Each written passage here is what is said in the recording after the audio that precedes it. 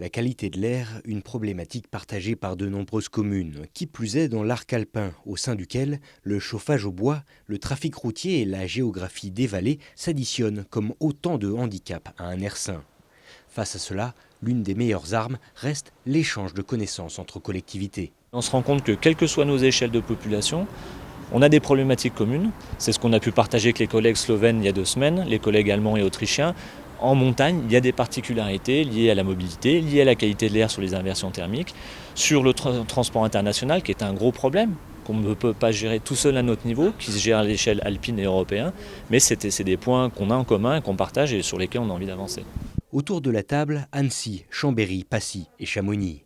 4 villes, toutes membres ou futurs membres de l'Association des villes des Alpes de l'année.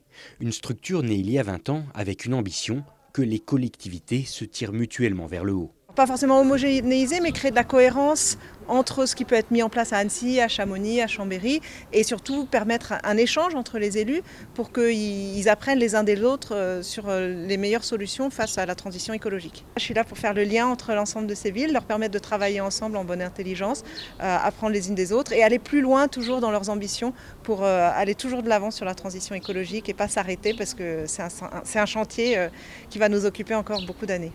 Au-delà de l'inspiration, les réunions des villes des Alpes de l'année servent également à trouver les moyens de mettre en œuvre ces idées.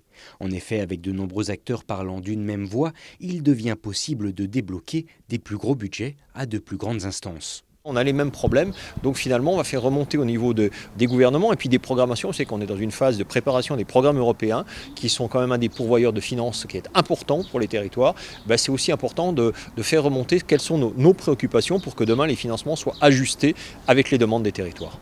Un objectif qui transcende les frontières et qui séduit chaque année de nouvelles communes qui souhaitent elles aussi s'engager à faire respecter la Convention alpine pour un développement durable du territoire alpin.